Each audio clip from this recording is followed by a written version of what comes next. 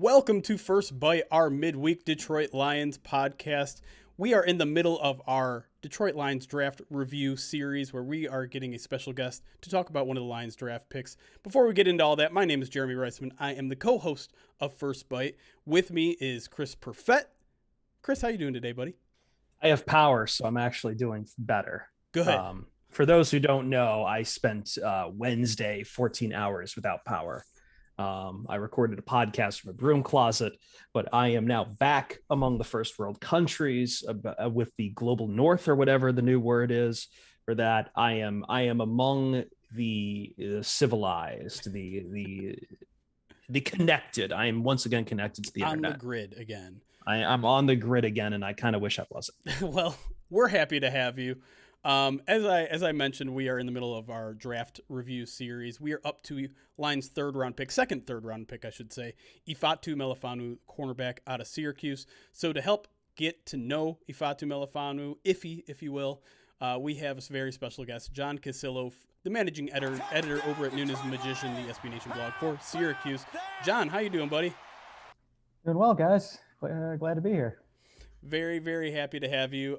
Let's just kind of get started with, I want to talk about the recruiting process for Ifeatu because I thought it was a little bit interesting. There's a little bit of a local tie in there as well. Wasn't really that highly regarded, didn't have a ton of offers, 3-star recruit out of there. Syracuse kind of locks him up fairly early, and then Michigan kind of comes in late, tries to pick him up. I guess my question to you is, why do you think he stayed committed to Syracuse, and why do you think maybe his recruitment was a little sparse, especially when his brother Obi was in the spotlight at the time? Yeah, I mean, I know some Lions fans probably follow, college football recruiting to some extent, others maybe not, but realistically, like a lot of the Northeast prospects are kind of sparse. There's only so much competition that's really at the Power 5 and FBS level. So realistically, like, those guys are kind of looked at with a side eye in many cases. And if you're in a smaller league or you're one of the only like good players on your team, people see highlights and see like, this is especially the case for like defensive linemen, where defensive linemen will, just blitz constantly against 230-pound tackles. And then everyone just shrugs it off and goes, yeah, but like play somebody. Right. So, in Iffy's case, I think there was a little bit of skepticism just around the level of competition, but I think more so, they just didn't know what he was yet, and they kind of wanted to play wait and see. Michigan, came in kind of late. They never actually offered, from what I understood, but they were super interested. I think Syracuse is one of those schools that does a great job identifying talent early in recruiting cycles. They put out more offers than most schools because they know they're going to lose a lot of those 4 and 5-star guys. Right. So by getting in on guys early, sometimes you end up holding on. Sometimes you end up with these diamonds in the rough. Like Iffy, we've had some, 2 and 3-star guys in the past, Justin Pugh, Chandler Jones, who not only were stars at Syracuse, but then made it into the NFL. So it's a strategy that's worked. I'm glad it did because Melifonwu did a great job for us throughout his career. I wanted to talk about that career too. So, I mean, he starts, it takes him a bit to start. He doesn't start as a freshman. He's redshirted.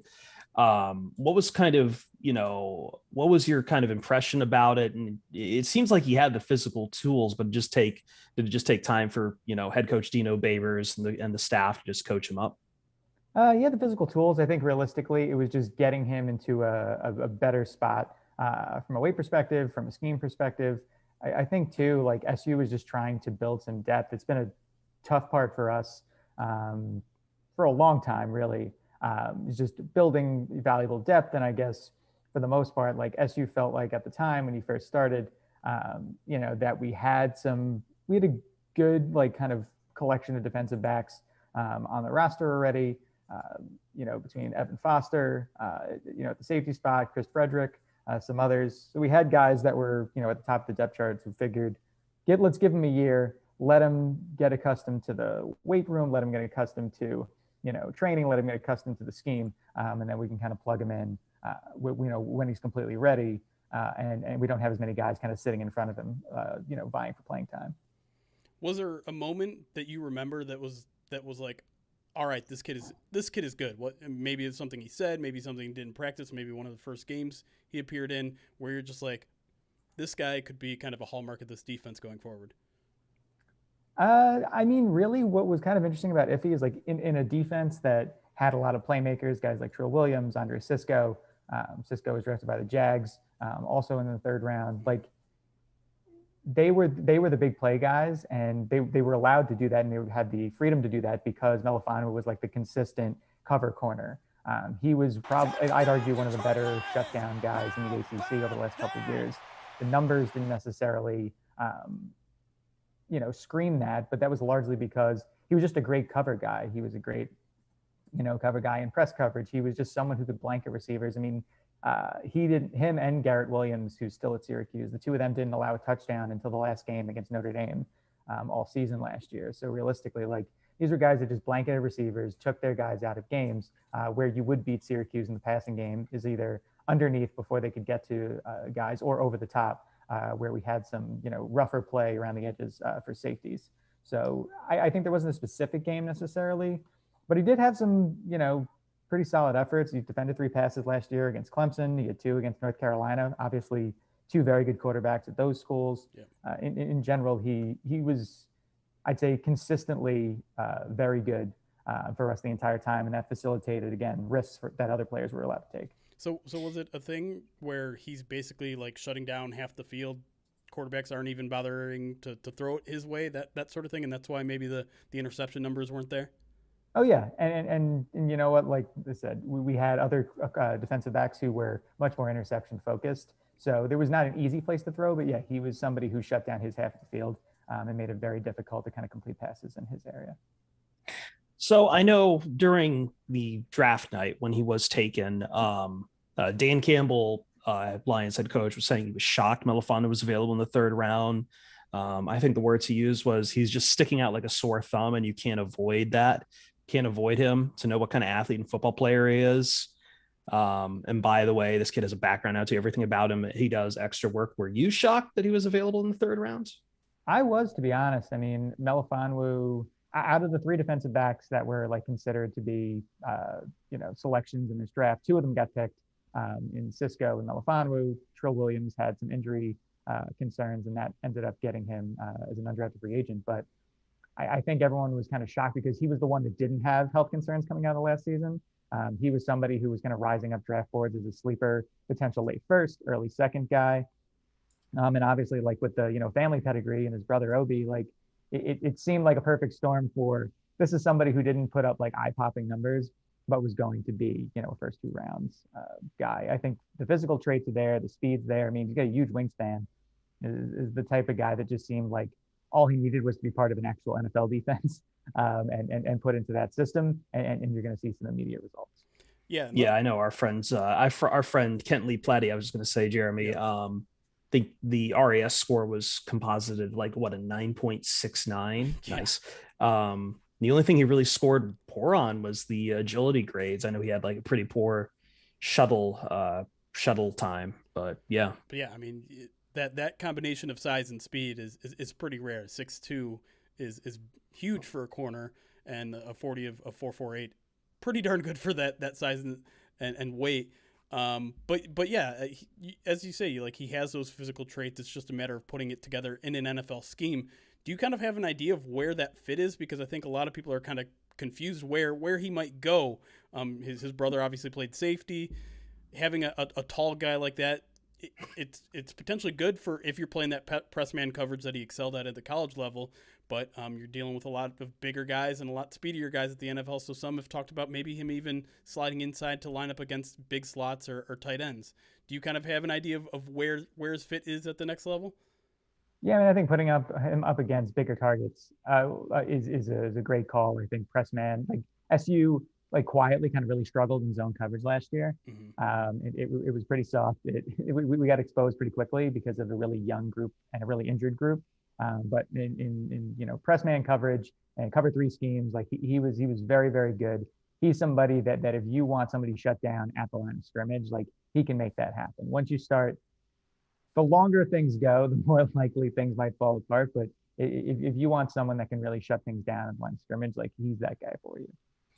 Now, I would ask though, just as far as shutting things down, like I'm sure because some NFL fans, maybe doing just surface service level evaluation would just like go back and start looking at the final scores for a lot of Syracuse games and see like, wow, okay, they were giving up like 30, 40 points a game. And on part of that's just like how college goes these days. But I guess maybe that this prototypical NFL fan slurry on Miller would go up and ask you, hey, if he's such a shutdown, why are they getting beat by like 40 points a game? Like, so what would you say that would defend the honor of Melifonwu here?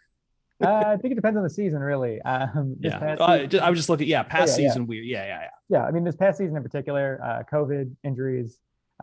Like realistically, I mean, SU just had a rough season overall. Like half the team was injured. We were playing true freshmen almost across the board.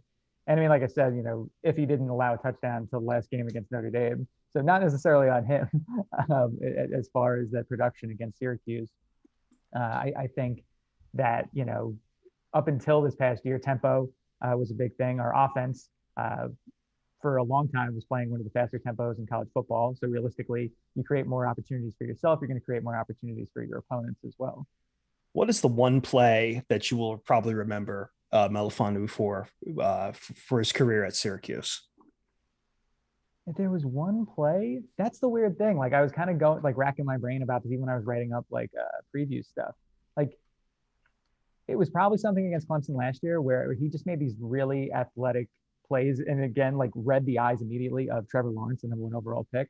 So I wouldn't say it's a specific play as much as just the way that he quietly produced against future NFL talent week to week was just to me a sign of good things to come at least.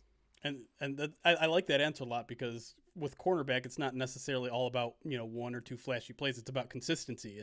And is it fair to say like he was just a consistent force out there week in and week out?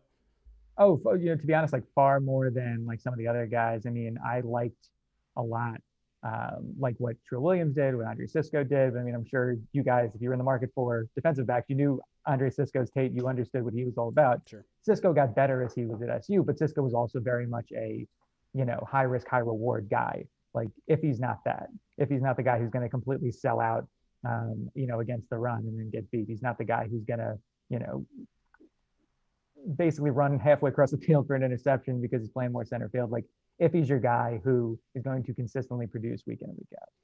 Is there a facet of his game that you saw him consistently get better at during his 3-4 years at Syracuse? I would say for the most part, like he just seemed like he got stronger as he went. I think that was somewhere that he definitely got very good. I think he got a lot better at run protection as well, which was kind of like I think a nice low key benefit to him. By the end was that, I mean, and part of it was by just need. I mean, SU was terrible in run defense in the first half of the year.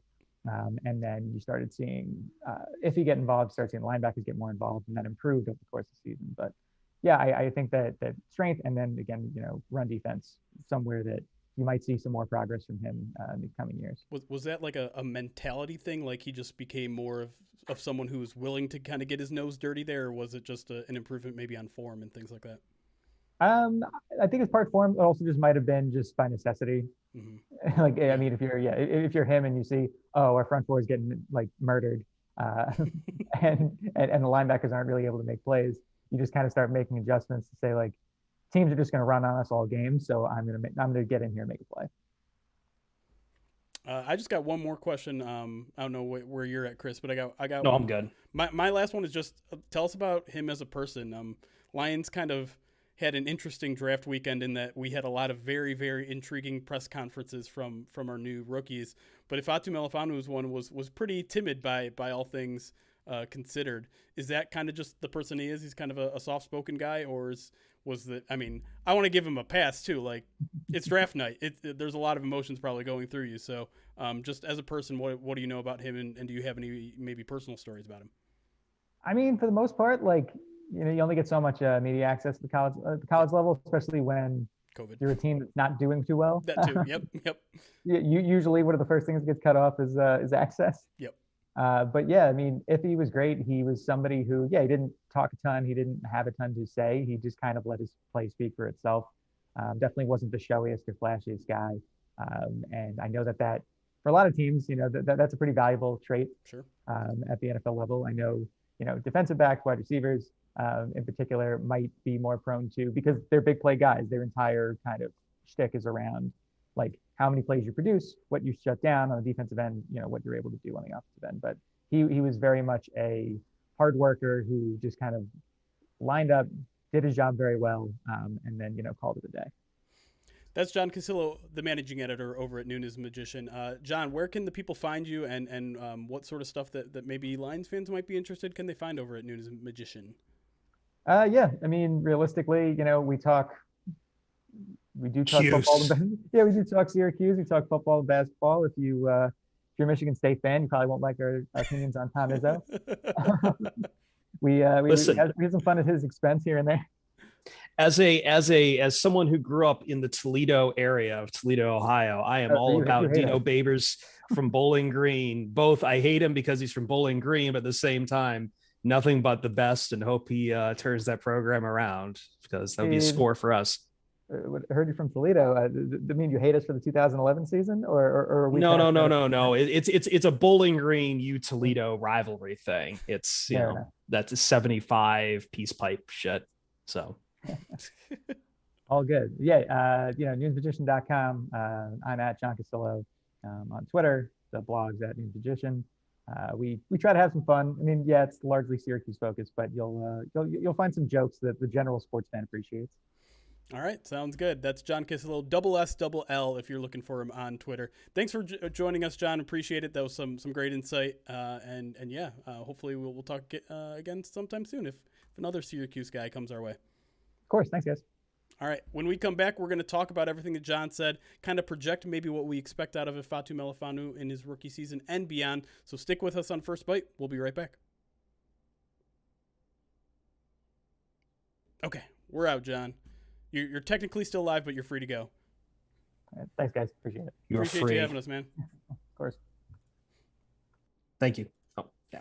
Boom. Bang. All right. Well, let's chat a little bit. I'm going to turn alerts back on. I'm sorry about that. Look at this wonderful layout. I wonder who created this. Well, this one I kind of created. I should probably get you a better... I'm just realizing the trebuchet probably does not look good for the Pride of Detroit there, because it's so big. I might have to get something different for that. Whatever. Really quick, let me go through alerts here. Jetty F Baby with the 3 months subscribed, then gifted a sub to Garbear 2.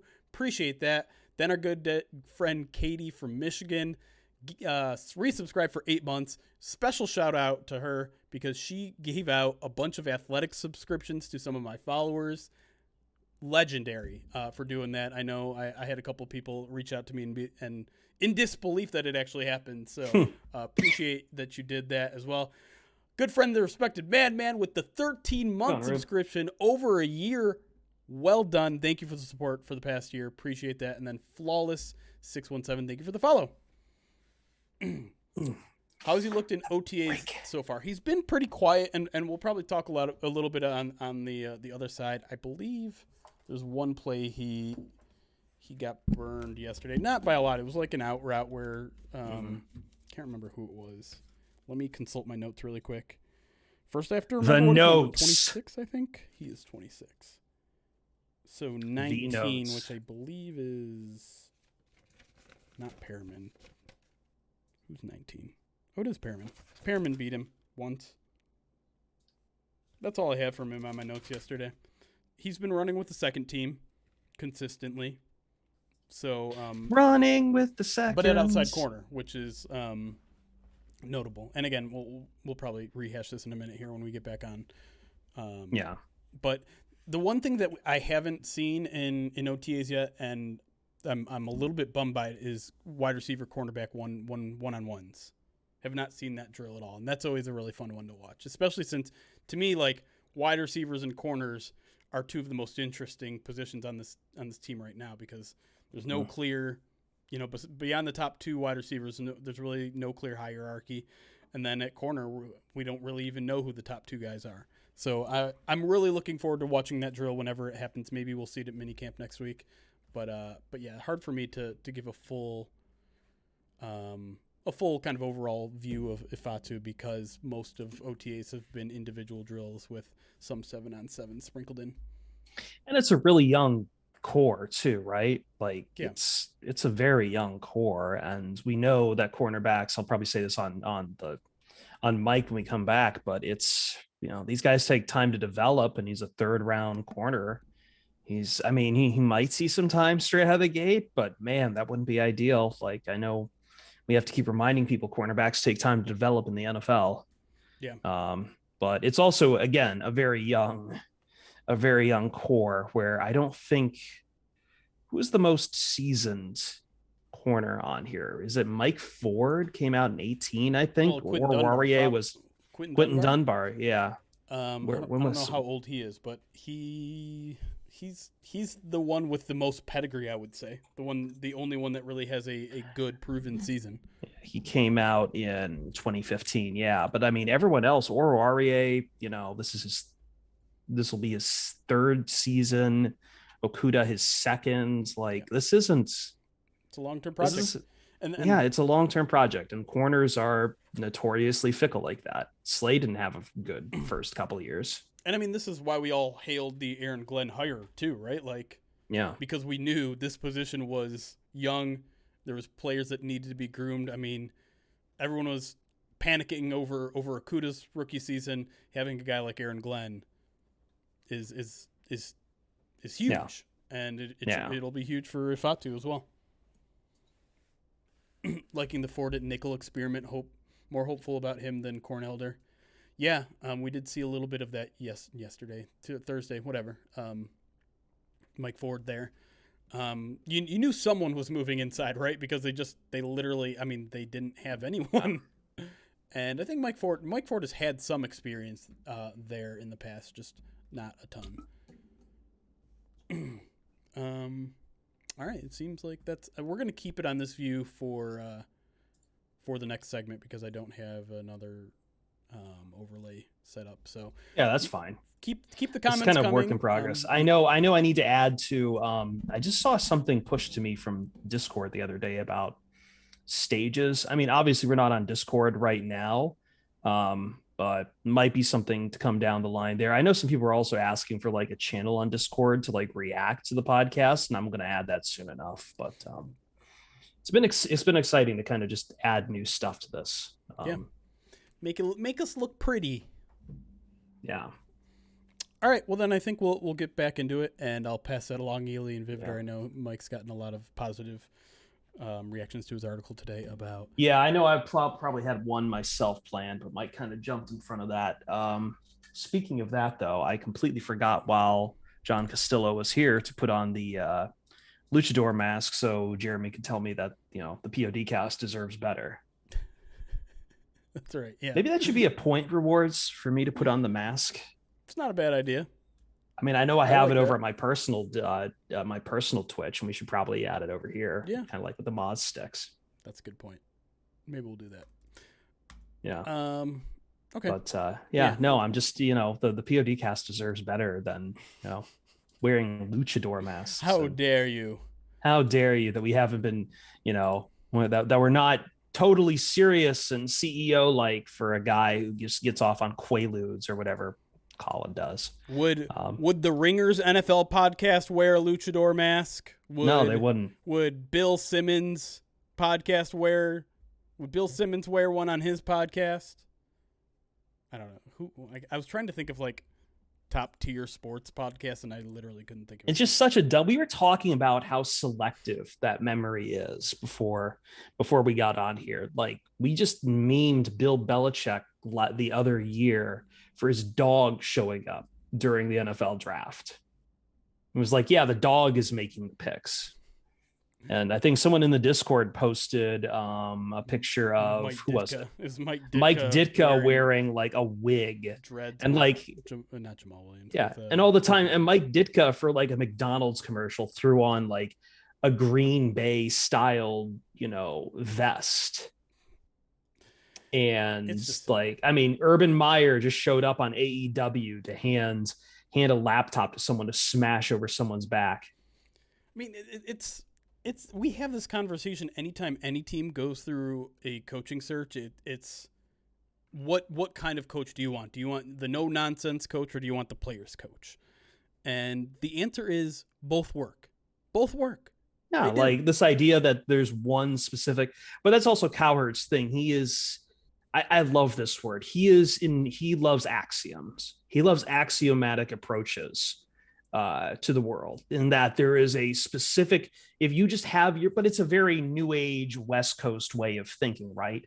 And he applies it to everything in life, is that if you just act the right way, if you dress the right way, and if you do things that other people who are successful also do, then you yourself will be successful. And how many books are sold like that? Be it John Wooden sold a load of books about, I've seen so many books written about John Wooden, about how to be a successful coach or how to be a successful leader by just following what John Wooden did. Or people would always say it about Steve Jobs. Like, if you just do what Steve Jobs did, like, that's the path. We are obsessed in this country about it's the Puritan in us, that if you just act the right way, if you look the right way, if you do the right things, if you get up the right morning, the right feng shui and shit, like that, you will be successful. And that's what Colin does.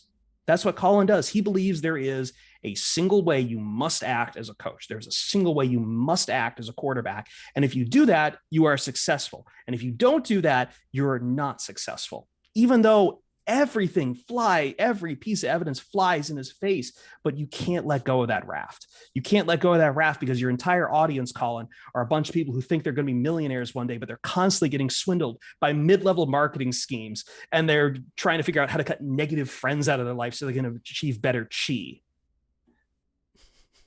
I technically work for this guy, so I need to stop, but we're getting ahead of ourselves because we wanted to talk about this on the. Oh yeah, no. It's going on the main podcast. Don't get it twisted. But before we do, I just wanted to test the hot take while I test run that. Yeah. Chris, do you have two separate personal computer desks? Your personal stream? I thought the camera, it was a different angle. No, my camera is just mirrored over there, and I don't know how to turn that off. Yeah, Discord. I don't know. Discord flips it, and I guess. So does. No, I think I have it mirrored over there, so it makes it look like I'm looking at the game I'm playing, because my camera is situated right now on the stream in like the top left corner, and I should probably change that, and it'll just mirror back.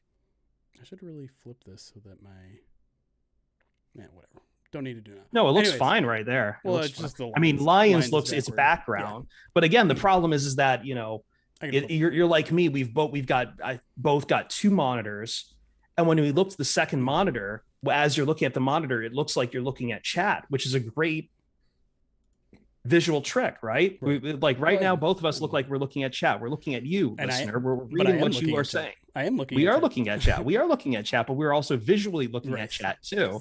But the price for that is that Jeremy's hat is mirrored. True. Really quick before we move back, this is supposed to be a podcast about Ifeatu Melifonwu, and we're off the rails, and we're only 30 minutes in. Absolutely. I do like this quote from that Alien Vivitor brought up from a 2015 NFL article by Jeff Darlington. It says Dan Campbell is a cross between an everyman and a superhero, and if Bill Belichick is General Patton, then Dan Campbell is William Wallace. I would hope he's not William Wallace, just because of how William Wallace ended up, but we'll go with that. Well, he's a Lions head coach, so. Yeah, yeah, true. Jeremy, can you show us how your backdrop works if it looks this good? So I'm running my camera through OBS, a program called OBS. I have a green screen behind me, and I could show you it really quick. Properties, nope, hold on. Filters, 427. So literally a green screen behind me, and I have a set of lights over here. I have a set of lights over here so that I'm getting a good look, and then you just you adjust slowly so that the background disappears. Oh no, he's disappearing. He's out, fam. There you go, just like that. It's fancy. I can put whatever by the way. One of the point rewards, which we haven't seen in a while, one of the point rewards is that you can change my background. You can choose whatever you want for me to put in the background, as long as I can find a picture of it, and as long as it is obviously appropriate. I won't put nudity behind me. I won't put gore, Yeah, I need to. I still need to get out and get. I'm trying to make a run to Target now that I've got power back. But I think next week I'm going to try to go get some stuff so I can get some proper fixtures and bring back my green screen. I have this kit sitting here. It's just every time we've used it, I don't have a lot of lights in my apartment. Lighting is so. Absolutely. Yeah. I need something I can use as like a spotlight in front of me to illuminate the green screen properly. So yeah, but once we get that, I'll bring back mine and I can start sitting in Howard Ratner's jewelry shop again. Yeah, this is one we had going on draft day. So we'll do in the Haka. It's pretty awesome. Anyway, crap, I didn't even realize he has a bun back there too when I made the Sewell face emote. All right, you want to get into it? Close this thing out? Let's get into it. All right. And the shit is poison, the idea of learning about business and economic stuff. Yeah, man, like it's very weird. It's very new age, right? It's not like, hey, it's not about good strategy. It's all about the window dressing. And yeah, I don't like it because for me, as someone who is doesn't look great, someone who is kind of depressive at time and can be kind of negative in how I talk, people assume that that's bad. That's like, that doesn't show that you're a winner. And it's, it'll poison the well against you every time. And it just sucks. Edwin with the 5 bits says preemptive cheering in the maid pond if I can't be here live. Yeah, no, I think that went well. And now that I've said it, now I can like just, again, I do the sports hot take. I get to do sports radio trick thing where I just get to reheat it now. Give me a couple seconds. We'll get back into reheat it like the curry I'm gonna have for lunch.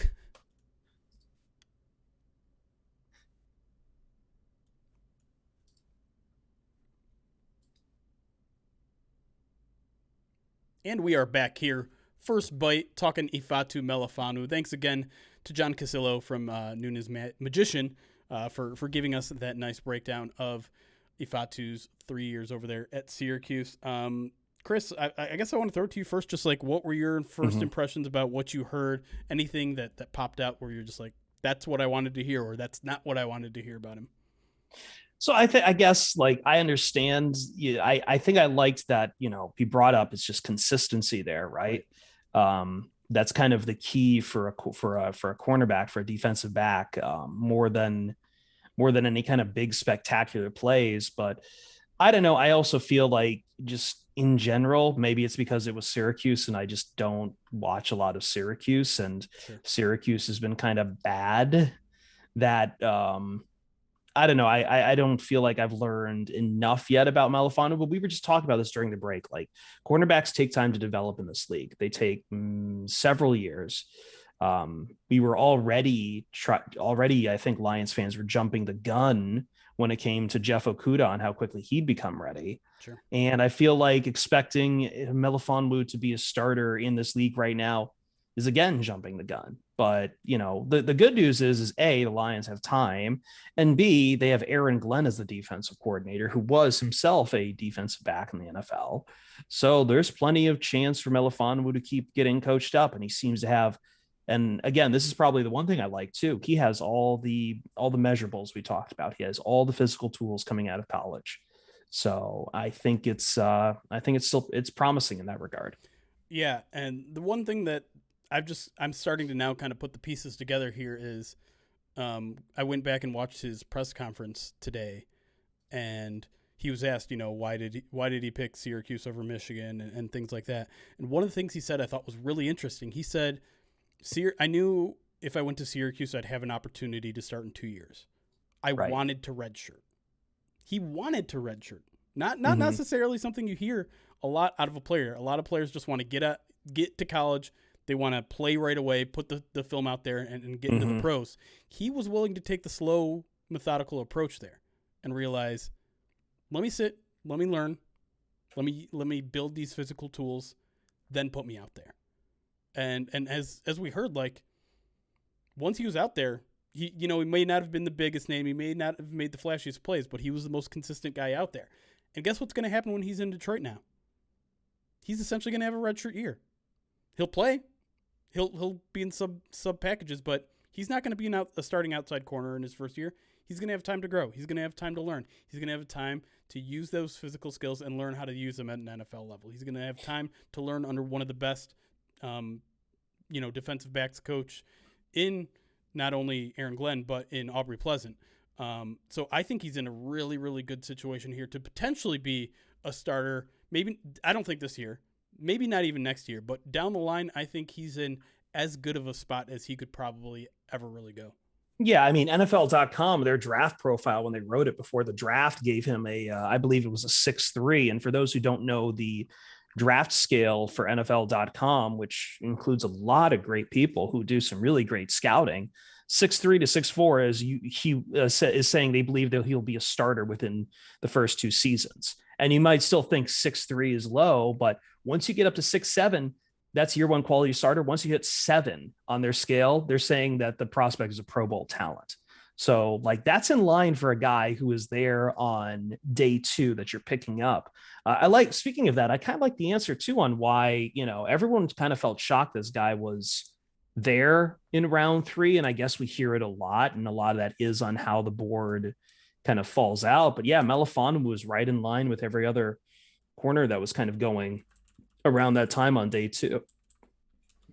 Yeah, and you look at a guy like Dane Brugler, a guy who is gained a ton of credibility over at The Athletic for all the scouting he does. He had him as a 2nd round grade. So, yeah, I think in terms of value, I don't think there's a question that the Lions nailed this one in terms of at least what the perception is of value there. And that's why, like you said, the Lions staff was all about like, this guy's just like cornerback wasn't a huge need. They already have young cornerbacks in Jeff Okudah and Amani Oruwariye, and they brought in Quentin Dunbar. They have guys that are going to start this year. So cornerback wasn't high on the need, but when you have a guy that has all those kind of raw tools that Ifeatu Melifonwu does, they thought it was too good to pass on, and I get that, and I understand that. And you can never have too many corners.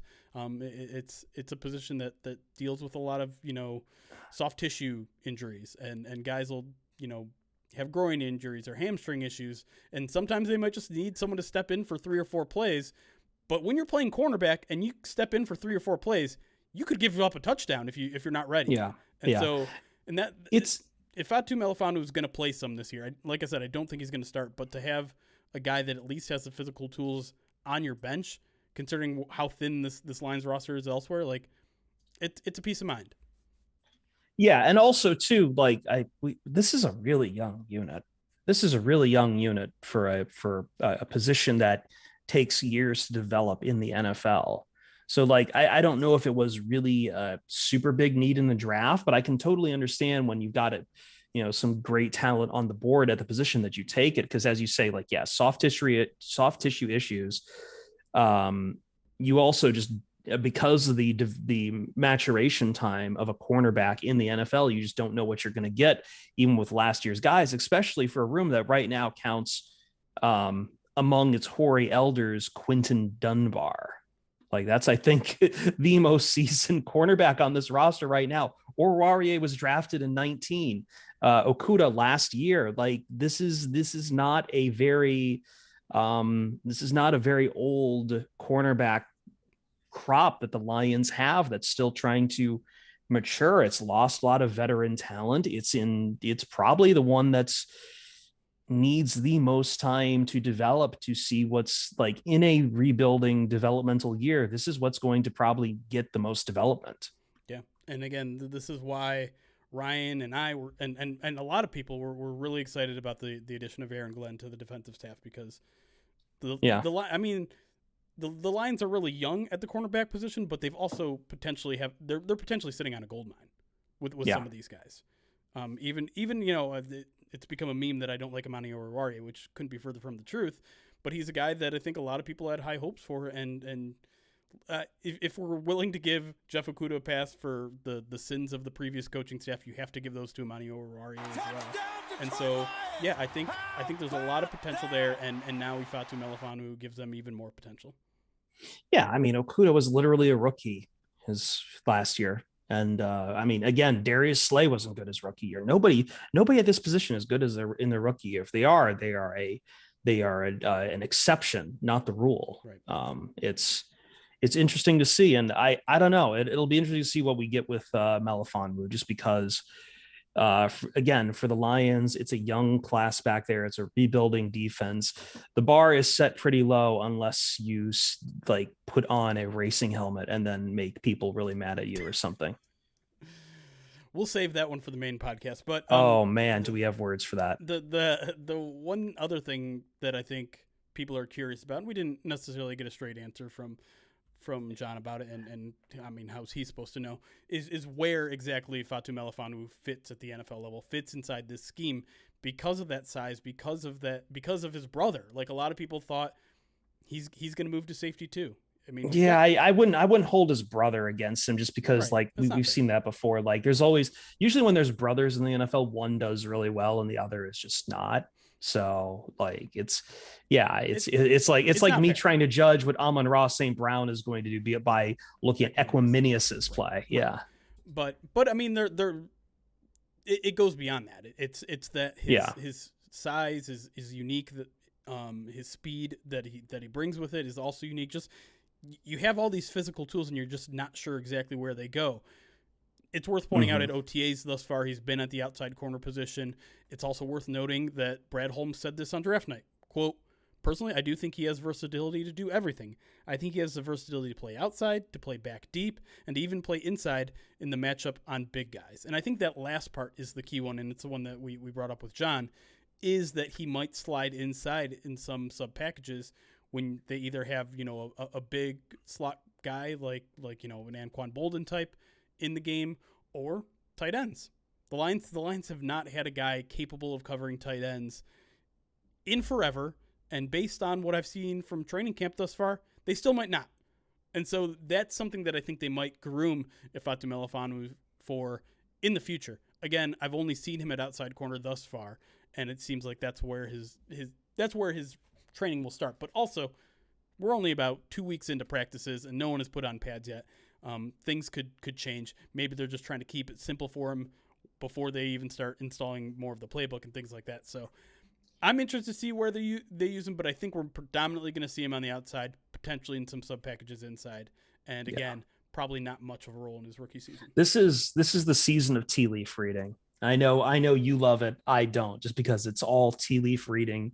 It's all looking at shadows and assuming this is how things are going to pan out sometimes. So I just, we gotta, I mean, we'll grind this meal. I'm not going to cut your legs out. I'm sorry if I feel like I'm cutting your legs out, Jeremy, but I'm not. I mean, but like, yeah, it's just take everything you see with a little bit of grain of salt, but at the same time too, like, I don't think it wasn't a bad draft pick. It wasn't like a bad athlete. Everything looks fine from Melifonwu. So it is corner. So I am reverting back to just shrugging and saying, yeah, we just got to wait and see, because corners take time to develop. It's a young backfield that has a lot of questions, and it's a team that is still going to be all the growing pains of, again, Jeremy, I don't think fans realize what a rebuild looks like, because Lions haven't had to do a proper rebuild in over 10 years now. It's true. And it's like, those core pieces have just kind of been refitting things. People are trying to use the term retool but we've retooled. The Lions have retooled several times. Now this is a full-on rebuild. It's a full-on staff trying to rip out all the rot and put in something completely new. Aaron Glenn's going to need a second to get all these guys on the same page. Well, if my options are tea leaf reading or bitching about a space helmet, I choose tea leaf reading. And with that, no, Jeremy, we are going to be, don't cut out my legs, because next podcast we are going to bitch about the bitching about the racing helmet. Well, we're just going to have to leave it there for you guys. That's a tease. That is a tease for the main PODcast, which we record Monday nights here live on Twitch, or you can find it on any podcast platform the day after. Also, we're going to have another Q&A on the Locker Room app with Eric. Hey, did I see it's on Android now? There's an Android beta. I don't know if it's going to work or not, but check it. If you do have Android, check it out there. Eric and I will probably do plenty of talking about what we saw in OTAs together on Thursday. So join us probably around 9 to 10:30 a.m. Saturday. You can probably, if you're listening to this on the podcast, it may already be too late. I'm sorry about that. But be sure to join us there every week, the Locker Room app, and then obviously follow us on Twitch as well. But until then, next time, thank you for joining us. It's chaos. Be kind. Bye.